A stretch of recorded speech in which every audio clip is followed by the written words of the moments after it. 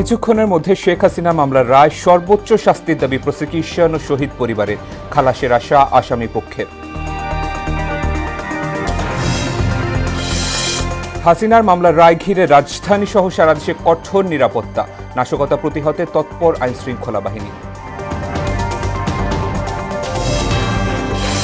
শেখ হাসিনার অপরাধে ন্যায্য বিচার চায় জনগণ, বলছে বিএনপি। রায় ঘিরে দেশকে অস্থিতিশীল করার অভিযোগ পরিবেশ উপদেষ্টা। এবং রাজনৈতিক দল না চাইলে সুষ্ঠু নির্বাচন সম্ভব নয়, বললেন সিইসি। যে কোনো চ্যালেঞ্জ মোকাবেলায় প্রস্তুত কমিশন।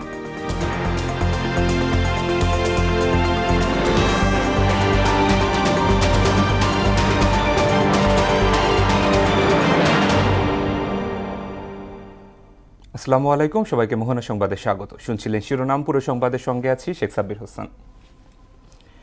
জুলাই আগস্টে সংঘটিত মানবতা বিরোধী অপরাধ মামলায় হাসিনা কামাল গঙ্গের বিরুদ্ধে রায় পড়া চলছে। সকাল 11টায় শুরু হয় ট্রাইব্যুনালের কার্যক্রম। হাসিনা সহ 3 আসামির বিরুদ্ধে মামলার রায় ঘোষণা বাংলাদেশ টেলিভিশন সহ ট্রাইব্যুনালের অফিসিয়াল পেজ এবং সংস্কৃতি মন্ত্রণালয়ের উদ্যোগে বিভিন্ন স্থানে বড় স্ক্রিনে প্রদর্শন করা হচ্ছে।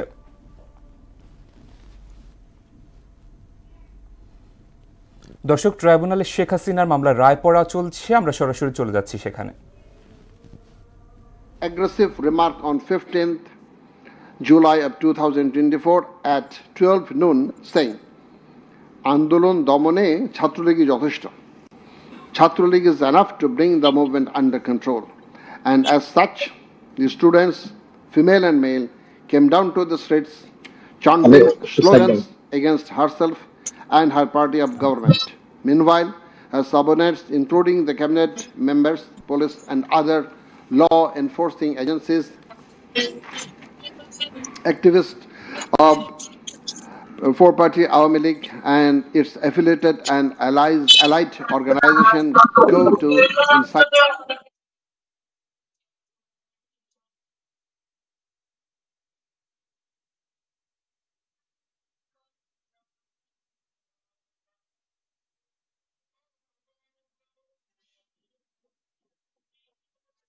শেখ হাসিনার রায় ঘোষণাকে কেন্দ্র করে পুরো ট্রাইব্যুনাল এলাকা নিরাপত্তার চাদরে ঢেকে ফেলা হয়েছে। ট্রাইব্যুনাল ও সুপ্রিম কোর্ট এলাকায় সেনা মোতায়েন করা হয়েছে। এই মামলায় শেখ হাসিনা খালাস পাবেন বলে আশা জানিয়েছে স্টেট ডিফেন্স। এদিকে ক্ষমতাচ্যুত প্রধানমন্ত্রী শেখ হাসিনা দৃষ্টান্তমূলক শাস্তির দাবিতে ট্রাইব্যুনালের সামনে অবস্থান করছেন জুলাই শহীদ পরিবার ও আহতরা।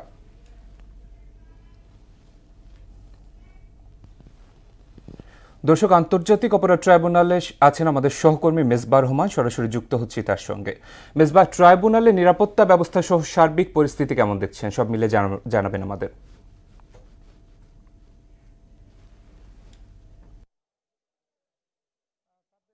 ঐতিহাসিক দিন অর্থাৎ জুলাই আন্দোলনে সাধারণ শিক্ষার্থীর উপর যে নির্বিচারে হত্যার নির্দেশদাতা, সর্বোচ্চ নির্দেশদাতা শেখ হাসিনা, তার সরকারের সাবেক স্বরাষ্ট্রমন্ত্রী আসাদুজ্জামান খান কামাল এবং পুলিশের সাবেক আইজিপি চৌধুরী আবদুল্লাহ মামুন, সেই মানবতা তাদের বিরুদ্ধে যে মানবতা বিরোধী অপরাধের দায়ে একটি মামলা করা হয়, সেই মামলার রায়ের দিন আজ। এই রায়ের দিনকে ঘিরে কিন্তু সকাল থেকে ট্রাইব্যুনাল এলাকায় আমরা দেখেছি আইন শৃঙ্খলা বাহিনীর উপস্থিতি চোখে পড়ার মতো। অর্থাৎ আমরা জানি যে বেশ কিছুদিন ধরেই কিন্তু রাজধানী ঢাকায় বিভিন্ন জায়গায় যানবাহনে, বাসে আগুন সহ অর্থাৎ অগ্নিসংযোগ সহ ককটেল বিস্ফোরণের ঘটনা ঘটছে। সেই জায়গা থেকে যেন কোনো রকম বিশৃঙ্খলা না হয়, রায় দিতে যেন কোনো রকম বেগ পেতে না হয় প্রসিকিউশনকে, ট্রাইব্যুনালকে, সেই জায়গা থেকে বেশ তৎপর রয়েছে আইন শৃঙ্খলা বাহিনীতে সুস্থভাবে রায় কার্যকর হতে পারে। আমি একটু জানিয়ে রাখতে চাই, এই ট্রাইব্যুনালে সকাল থেকে আমরা দেখেছি আইন শৃঙ্খলা বাহিনী তল্লাশির মাধ্যমে ট্রাইব্যুনালে প্রবেশ অনুমতি দিচ্ছে এবং যারা জুলাই যোদ্ধা ছিল, শহীদ পরিবারের সদস্যরা ছিল, তারা ট্রাইব্যুনালে উপস্থিত হয়েছেন। তাদের একটাই দাবি, শেখ হাসিনার সর্বোচ্চ শাস্তি তারা চাচ্ছে, অর্থাৎ মৃত্যুদণ্ড তারা চাচ্ছেন। আর বেলা 11টায় ট্রাইব্যুনাল উপস্থিত শুরু হওয়ার কথা থাকলেও সেটি প্রায় 12টার পরেই শুরু হয়েছে এবং আমি একটু জানিয়ে রাখতে চাই আপনাকে, বিচারপতি অর্থাৎ যিনি চেয়ারম্যান রয়েছে ট্রাইব্যুনাল একের গোলাম মুর্তুজা মজুমদার নেতৃত্বাধীন ট্রাইব্যুনাল একেই 12টার পরে অর্থাৎ প্রায় 12:15টার দিকে এই ট্রাইব্যুনাল একে বিচার কার্যক্রম শুরু হয়েছে। অর্থাৎ যে রায়, সেই বিচারের রায় সেটি শুরু হয়েছে। এখনও বিচারের রায় আসেনি, আনুষ্ঠানিকতা এখনও শেষ হয়নি, আসেনি। তবে যতটুকু আমাদের কাছে তথ্য আছে, এই মুহূর্তে ট্রাইব্যুনাল একে সেই উপাত্ত উপস্থাপন করছেন রাষ্ট্রপক্ষ থেকে, অর্থাৎ কিছুক্ষণের মধ্যেই কিন্তু আমরা সেই ঐতিহাসিক রায় পেয়ে যাব, যে রায়ের জন্য গোটা দেশবাসী অপেক্ষা করছে। সেই একই সঙ্গে কিন্তু এই ট্রাইব্যুনালে যারা জুলাই যোদ্ধা রয়েছে, অর্থাৎ যারা জুলাই আন্দোলনে যারা আহত যোদ্ধা ছিলেন, শহীদ পরিবারের সদস্য ছিলেন, তারা সবাই কিন্তু তারা সকলেই কিন্তু উপস্থিত হয়েছেন ট্রাইব্যুনালে। আমরা দেখেছি শহীদ মুগ্ধর ভাই এসেছেন, বিভিন্ন রাজনৈতিক ডাকসু যিনি ভিপি রয়েছেন তিনি এসেছেন, এছাড়াও বিভিন্ন বিভিন্ন আহতরা এসেছেন। তারা একটা দাবি জানিয়েছেন, এই শেখ হাসিনা সর্বোচ্চ সাজা তারা দাবি করছেন, এবং একই সঙ্গে জানিয়েছেন যদি শেখ হাসিনার মৃত্যুদণ্ড না হয় তারা তাদের যে আন্দোলন সেটি কিন্তু চালিয়ে যাবে। তবে আমরা রাষ্ট্রপক্ষের সঙ্গে কথা বলেছি, তারা জানিয়েছেন তারা শেখ হাসিনার বিরুদ্ধে যে সুনির্দিষ্ট 5টি অভিযোগ ছিল সেই 5টি অভিযোগ তারা প্রমাণ করতে সক্ষম হয়েছেন, এবং তারা প্রত্যাশা করছেন শেখ হাসিনার সর্বোচ্চ সাজা যদি মৃত্যুদণ্ড সেটি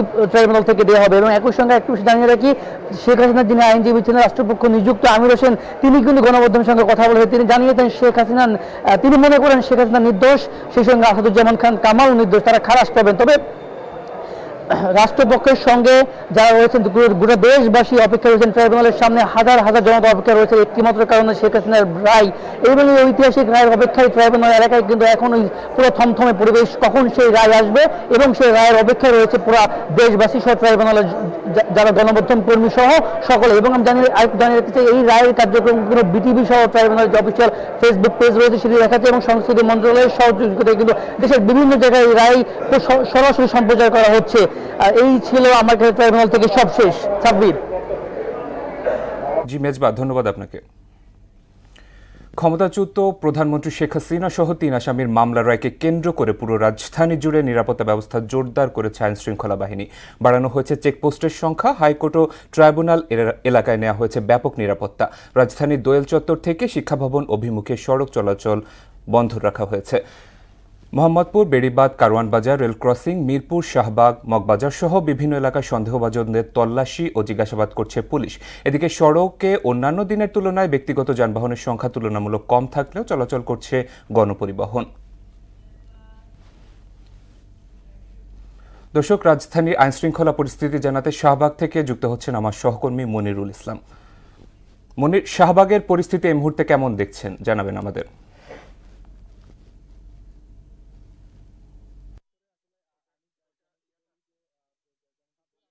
আছি শাহবাগ চত্বরে। আসলে আমি যেমনটি বলি যেমনটি বলবো যে এখানকার কিন্তু জনজীবন এবং যান চলাচল কিন্তু খুবই স্বাভাবিক, এবং যে আপনি জানেন যে এখন কিন্তু যে জুলাই আগস্ট গণঅভ্যুত্থানে যে গণহত্যা সংঘটিত হয়েছিল সেই গণহত্যার মূল আসামি 3 আসামির বিরুদ্ধে রায় ঘোষণা চলছে। এর মধ্যে যে 1 নম্বর আসামি রয়েছেন যে পলাতক প্রধানমন্ত্রী শেখ হাসিনা, এবং এই রায় ঘোষণা করা যেহেতু বাংলাদেশের ইতিহাসে একটি ঐতিহাসিক দিন আজ, এবং ঐতিহাসিক রায় ঘোষণা হচ্ছে, সেই রায়কে ঘিরে কিন্তু রাজধানী জুড়েই কিন্তু কড়া নিরাপত্তায় আবদ্ধ রয়েছে। বিশেষ করে রাজধানীর বিভিন্ন গুরুত্বপূর্ণ পয়েন্টে আইনশৃঙ্খলা বাহিনী তাদের কড়া নজরদারি অব্যাহত রেখেছে। তো এই মুহূর্তে কিন্তু আসলে আমরা দেখেছি যে ট্রাইব্যুনালের আশপাশে কিন্তু যারা জুলাই অভ্যুত্থানে যারা নায়ক, যারা যোদ্ধা এবং জুলাই অভ্যুত্থানে যারা শহীদ পরিবার, তারা কিন্তু এসেছেন, এবং শাহবাগ এবং ট্রাইব্যুনাল আশপাশে তারা সবাই কিন্তু আসলে অবস্থান নিয়েছেন। আমরা এই মুহূর্তে একজন জুলাই যোদ্ধার সাথে কথা বলতে চাই। তো আসলে এই যে রায় ঘোষণা চলছে, রায় পড়া চলছে, সব মিলে আপনাদের রায়কে ঘিরে কি প্রত্যাশা থাকবে? আজকে যে শেখ হাসিনার রায় দিবে, এটি ছিল আমি মনে করি যারা শুধু জুলাই গণঅভ্যুত্থানে অংশগ্রহণকারীরা নয়, এই দেশের প্রত্যেকটা মানুষের আকাঙ্ক্ষার রায়। আমি মনে করি যে আদালত এই গণহত্যাকারীদের সর্বোচ্চ বিচার নিশ্চিত করবে, এবং জনগণের যে আকাঙ্ক্ষা সেটি প্রতিফলিত হবে বলে আমি বিশ্বাস করি। কারণ এই পৈশাচিক যে হত্যাকারী, এদের মাফ করা আসলে উচিত নয় এটি, এবং আমি মনে করি এটি দেশের জন্য একটি দৃষ্টান্তমূলক শাস্তি হিসেবে, এবং মানুষের কাছে এটা একটা মানুষের যে আকাঙ্ক্ষা সেটি প্রতিফলিত হবে বলে আমি বিশ্বাস করি।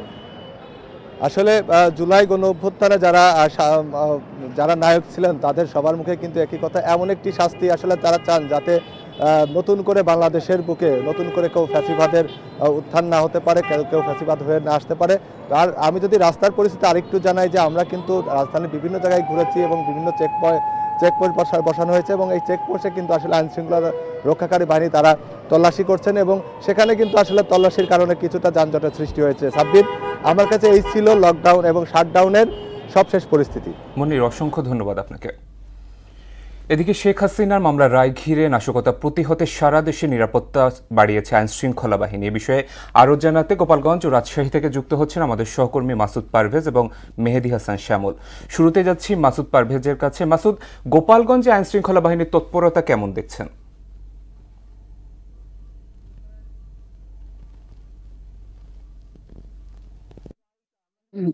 আন্তর্জাতিক অপরাধ ট্রাইব্যুনালে সাবেক যে প্রধানমন্ত্রী শেখ হাসিনার যে মানবতা বিরোধী রায় ঘোষণার দিনকে কেন্দ্র করে আওয়ামী লীগের ঘোষিত যে শাটডাউন কর্মসূচি দেওয়া হয়েছিল, সে কর্মসূচিকে কেন্দ্র করে গোপালগঞ্জে সকাল থেকেই আমরা দেখতে পেয়েছি সাধারণ মানুষের জীবনযাত্রা কিন্তু একদমই স্বাভাবিক রয়েছে। সড়কে যান চলাচল রয়েছে স্বাভাবিক, খোলা রয়েছে স্কুল কলেজ সহ সরকারি অফিস আদালত সহ সরকারি বেসরকারি সকল ধরনের প্রতিষ্ঠান। এছাড়াও গোপালগঞ্জ থেকে কিন্তু সকাল থেকেই সময় মতো ছেড়ে গিয়েছে অভ্যন্তরীণ ও দূরপাল্লার যে বাসগুলো রয়েছে, যাত্রীবাহী বাসগুলো রয়েছে, এই বাসগুলো কিন্তু সময় মতো ছেড়ে গিয়েছে। এখন পর্যন্ত জেলায় কোনো অপ্রীতিকর ঘটনার খবর আমরা পাইনি। তবে এই কর্মসূচিকে কেন্দ্র করে গত 3 দিন ধরেই কিন্তু গোপালগঞ্জে কিন্তু নিরাপত্তা আইন শৃঙ্খলা বাহিনী ব্যাপক নিরাপত্তার চাদরে ঢেকে রেখেছে পুরো জেলাকেই। জেলার বিভিন্ন গুরুত্বপূর্ণ জায়গায় কিন্তু বসানো হয়েছে চেকপোস্ট। আমি এখন দাঁড়িয়ে আছি যেখানে শহরের গোপালগঞ্জ শহরের প্রাণকেন্দ্র লঞ্চঘাট এলাকায়, আপনারা দেখতে পাচ্ছেন আমার পিছনে ব্যাপক আইন শৃঙ্খলা বাহিনীর উপস্থিতি কিন্তু এখানে রয়েছে। তো এছাড়াও কিন্তু গোপালগঞ্জে যে কোনো ধরনের নাশকতামূলক কর্মকাণ্ড এড়াতে প্রশাসনের পক্ষ থেকে কিন্তু এখানে কিন্তু 3 প্লাটুন বিজিবি মোতায়েন করা হয়েছে, অতিরিক্ত পুলিশ মোতায়েন করা হয়েছে, এপিবিএন এর সদস্যরা রয়েছে। এছাড়াও কিন্তু পাশাপাশি কিন্তু সেনাবাহিনীর, র্যাব, পুলিশের যে টহল সেটা কিন্তু আমরা দেখতে পেয়েছি জোরদার করা হয়েছে। এবং সড়ক মহাসড়কের বিভিন্ন স্থানে কিন্তু আইন শৃঙ্খলা বাহিনীর ব্যাপক উপস্থিতি রয়েছে, যাতে জেলায় সাধারণ মানুষের জানমালের কোনো ক্ষয়ক্ষতি বা নাশকতামূলক কোনো কর্মকাণ্ড যাতে না হয়, এজন্য কিন্তু ব্যাপক নিরাপত্তা ব্যবস্থা জোরদার করা হয়েছে। এই ছিল গোপালগঞ্জ থেকে আমার কাছে সর্বশেষ। আমরা এখন চলে যাব রাজশাহীতে সহকর্মী মেহেদি হাসান শ্যামলের কাছে। ধন্যবাদ সহকর্মী। গোপালগঞ্জ থেকে বলছেন, আমরা শুনছিলাম যে সারা দেশের যে আশঙ্কাজনক নাশকতার যে লক্ষ্য, সেই লক্ষ্য নিয়ে যে আসলে আইন শৃঙ্খলা রক্ষাকারী বাহিনীর যে অবস্থান, সে অবস্থানের কথা এবং সবকিছু মিলে তিনি বলছিলেন। এবং আমি সাব্বির আপনাকে জানিয়ে রাখতে চাই যে আজকে শেখ হাসিনা, আসাদুজ্জামান খান কামাল এবং আব্দুল মামুন যে 3 জনের রায়, সেই রায়কে কেন্দ্র করে সারা দেশের মতো রাজশাহীতেও কিন্তু আসলে আইন শৃঙ্খলা রক্ষাকারী বাহিনী এবং সবাই কিন্তু আসলে প্রস্তুত আছে। তবে যাদের কারণে প্রস্তুত আছে সেই প্রস্তুতির যে টার্গেট, অর্থাৎ আওয়ামী লীগের কোনো মিছিল, বিক্ষোভ, সমাবেশ কিংবা আওয়ামী লীগের কোনো খণ্ড মিছিলও কিন্তু আমাদের চোখে গত 13 তারিখেও পড়ে না এবং আজকেও পড়ে না। এটা শুধু রাজশাহীর দৃশ্য না, আমি রাজশাহীর বাইরেও যদি অন্যান্য জেলার কথা বলি, সে সমস্ত জেলার বিষয়েও কিন্তু আমি একইভাবে আপনাদেরকে বলতে পারি যে এই ধরনের আওয়ামী লীগের কোনো কর্মকাণ্ড আমরা দেখতে পারিনি। বরং রাজনৈতিকভাবে বিএনপি এবং জামাত গত 13 তারিখে তাদের মাঠের সরব ভূমিকা আমরা দেখেছি। তারপরে রাজশাহী থেকে আজকের যদি ঘটনা বলি, আজকে রাজশাহী রায়কে কেন্দ্র করে যে একটা থমথমে ভাব, সেটা আসলে ফেসবুক বা সামাজিক যোগাযোগ মাধ্যমেই এটার একটা দাপট দেখা গেছে, কিন্তু মাঠ পর্যায়ে এটার দাপটতার কোনো লক্ষ্য আমরা দেখতে পাচ্ছি না। রাজশাহী থেকে নিয়মিত আভ্যন্তরীণ এবং আন্তঃজেলা রুট, সেই রুটে বাস চলাচল স্বাভাবিক আছে। রাজশাহী থেকে সকল ট্রেনের যে রুটগুলো, সেই ট্রেনের রুটগুলো সকাল থেকে ছেড়ে গেছে।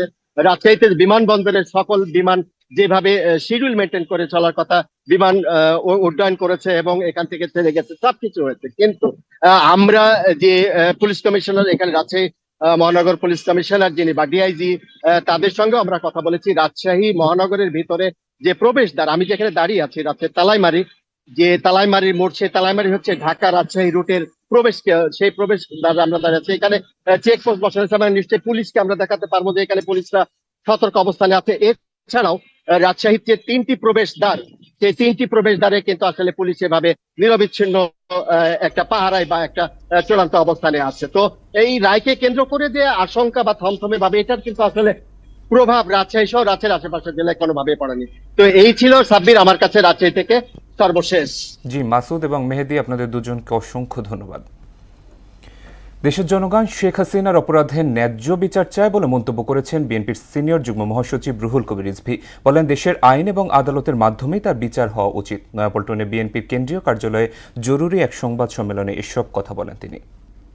যে 15-16 বছর গণতান্ত্রিক সংগ্রাম এবং অধিকার আদায়ের জন্য যারা লড়াই করেছে, তাদের উপর বয়ে গেছে বিভৎস নিপীড়ন নির্যাতনের কাহিনী।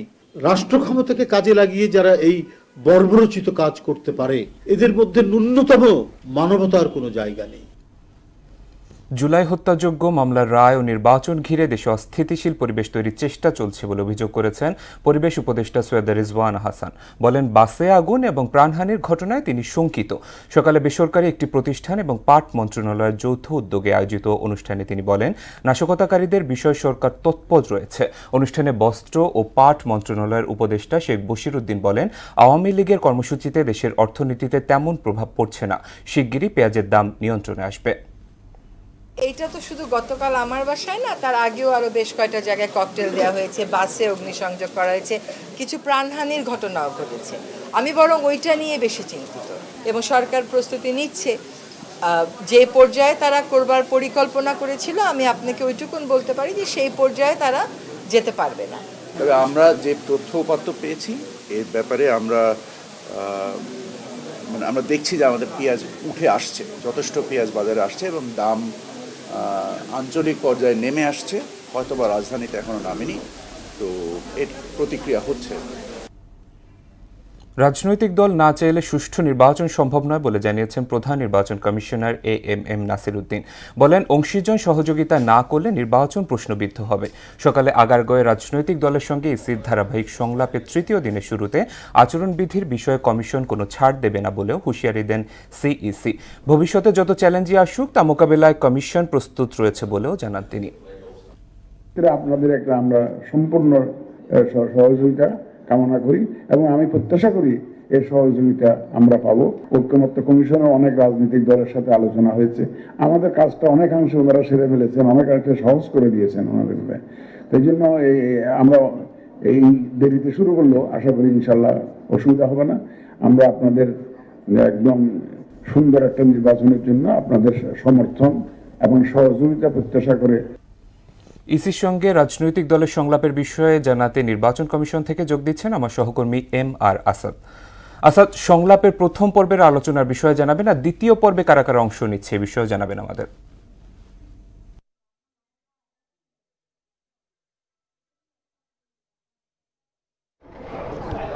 সাব্বির, আজকের দুটি সেশনেই সংলাপ চলছে এবং আসলে মূলত সবার নজরটা ছিল আজকের প্রথম পর্বের যে সংলাপটা ছিল সেখানে, এবং সেখানের বিষয়টি আসলে যদি বলি, সেখানে 5টি রাজনৈতিক দল অংশগ্রহণ করেছিল এবং সেই 5টি রাজনৈতিক দলের মূল বক্তব্যটি যদি সংক্ষেপে বলি, সেটি দাঁড়ায় যে আচরণবিধির যে প্রতিপালন সে বিষয়টি নিয়ে তারা কথা বলেছেন। মূলত তারা যে বিষয়টি বলছেন যে আসলে সব রাজনৈতিক দলের আসলে সক্ষমতা এবং জনশক্তি বা জনসমর্থন আসলে সমান নয়, সকলের আদর্শ আসলে সমান নয়।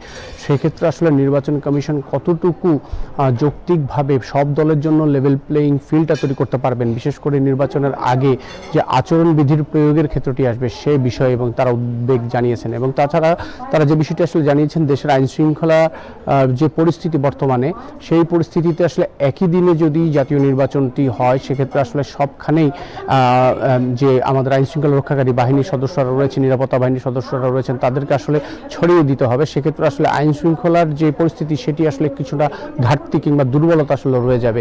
তারা বিষয়টি বলছেন যে কয়েক ধাপে যদি জাতীয় নির্বাচনটি করা যেত, কয়েক দিন ধরে বা কয়েক সপ্তাহ বা একটি মাসের মধ্যে, তাহলে আসলে দেখা যেত যে আইন শৃঙ্খলা রক্ষাকারী বাহিনীর সদস্যদের মোতায়েনের জন্য আসলে একটি বড় একটি পরিসর পাওয়া যেত।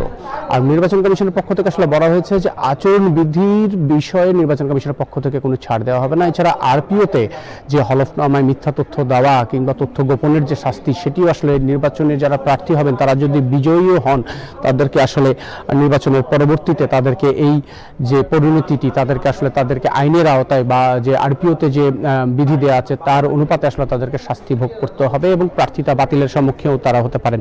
তো সব মিলিয়ে বিকেলেও একটি সংলাপ রয়েছে এবং সেখানেও কয়েকটি দল আসবে এবং সব মিলিয়ে এই ছিল আমার কাছে সবশেষ তথ্য। সাব্বির। জি আসাদ, ধন্যবাদ আপনাকে। দর্শক, শেষ করব মোহনা সংবাদ যাবার আগে শিরোনামগুলো আরো একবার।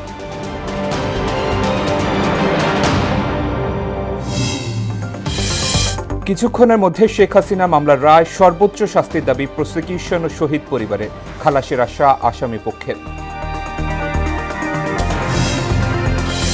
হাসিনার মামলার রায় ঘিরে রাজধানী সহ সারা দেশে কঠোর নিরাপত্তা, নাশকতা প্রতিহতে তৎপর আইন শৃঙ্খলা বাহিনী। শেখ হাসিনার অপরাধে ন্যায্য বিচার চায় জনগণ, বলছে বিএনপি। রায় ঘিরে দেশকে অস্থিতিশীল করার অভিযোগ পরিবেশ উপদেষ্টার। এবং রাজনৈতিক দল না চাইলে সুষ্ঠু নির্বাচন সম্ভব নয়, বললেন সিইসি। যে কোনো চ্যালেঞ্জ মোকাবেলায় প্রস্তুত কমিশন।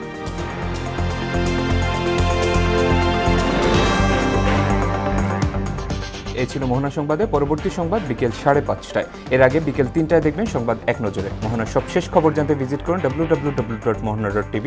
সংবাদ দেখতে পারেন ফেসবুক এবং ইউটিউবেও। এতক্ষণ সঙ্গে থাকার জন্য ধন্যবাদ সবাইকে।